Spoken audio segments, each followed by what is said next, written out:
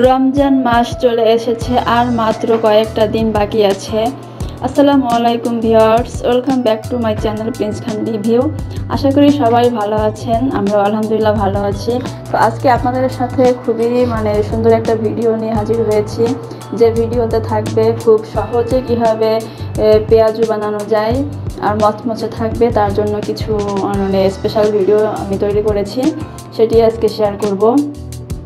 তো আসলে রমজান মাস রহমতের মাস, এই মাসে সব কিছুই বরকতময়। তো যাই হোক, চলুন আমি এখন ভিডিওটি মেক করব।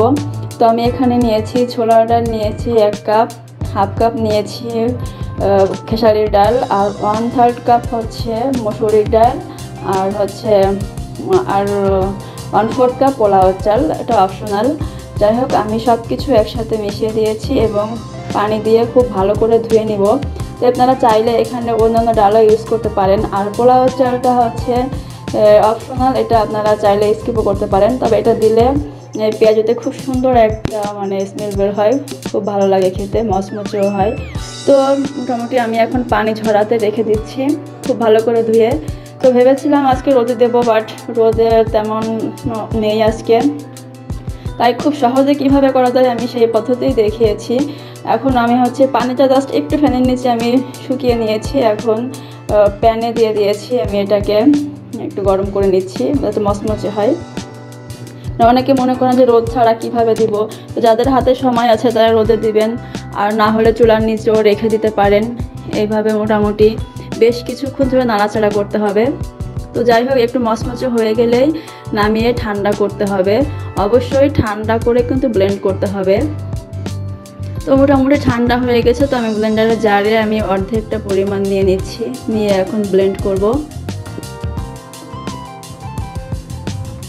তো আসলে এভাবে যদি করে রাখা হয় তো আসলে অনেকটা সময় কম লাগে ইফতারের আগে।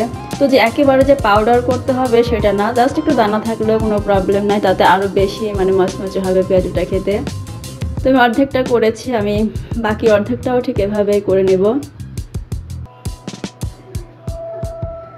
যেটা বলছিলাম যে খুব অল্প সময়ে এইগুলো তৈরি করে রাখলে ইফতারের আগে কম সময় লাগে। আর এটা আপনি প্রায় পুরো রমজান জুড়েও রাখতে পারেন, এভাবে করে কোনো প্রবলেম হয় না। তো আমি এখানে প্রায় হাফ কাপের মতো আমি নিয়েছি, নিয়ে একটু গরম পানি দিয়ে জাস্ট 10 থেকে 15 মিনিট আমি এভাবে রেখে দিব, ঢাকনা দিয়ে ঢেকে এভাবে রেখে দিব। আর বাকি যেটুকু ছিল আমি ওটুকু ঠান্ডা করে নিয়েছি, কারণ ব্লেন্ড করার সময় এটা গরম হয়ে যায়। তো যে কোনো একটা এয়ারটাইট বক্সে এটা রেখে দেওয়া যাবে।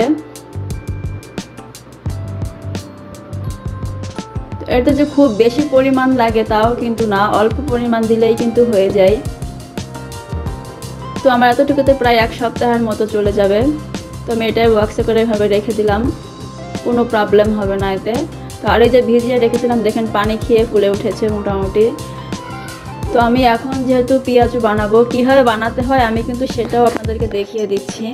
তো আমি এখানে কিছু পেঁয়াজ কেটে রেখেছি আগে থেকেই, এখন এখান থেকে অর্ধেকটা পেঁয়াজ দিয়ে দিচ্ছি।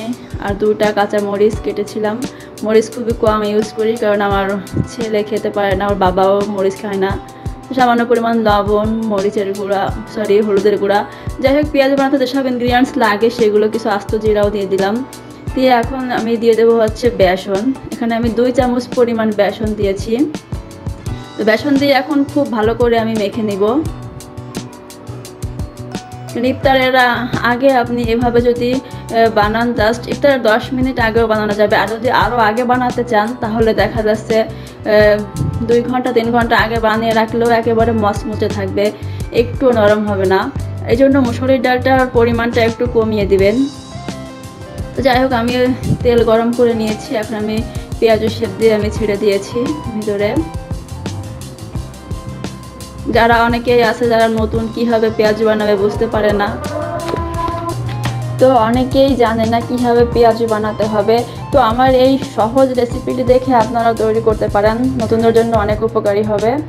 যাই হোক, আমার পেঁয়াজু কিন্তু একবার যতটুকু দিয়েছি ভাজা কিন্তু হয়ে গেছে, আমি এটা তুলে নিচ্ছি। আর যারা আমার ভিডিওটি ইউটিউব থেকে দেখবেন তারা অবশ্যই একটা সাবস্ক্রাইব করে দেবেন, লাইক কমেন্ট শেয়ার করবেন, এবং যারা ফেসবুক পেজ থেকে দেখবেন তারা অবশ্যই ফলো দিয়ে পাশে থাকবেন।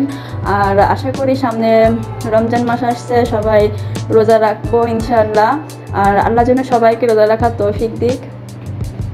তো আমার ভিডিওটি কেমন লাগলো অবশ্যই কমেন্ট বক্সে জানাতে ভুলবেন না। আর আপনারা বেশি বেশি শেয়ার করবেন, বেশি বেশি দেখবেন। আর নতুন নতুন ইনশাআল্লাহ ভিডিও সামনে আরও দিব। তো এভাবে আমি বাকিগুলো ভেজে নিয়ে নিচ্ছি। তো রমজানের প্রস্তুতি সব জায়গায় প্রত্যেকটা ঘরে ঘরেই চলছে, ঠিক আমার ঘরেও চলছে। তো এই ছিল আমার আজকের ভিডিও। সবাই ভালো থাকবেন, সুস্থ থাকবেন, আমাদের জন্য দোয়া করবেন।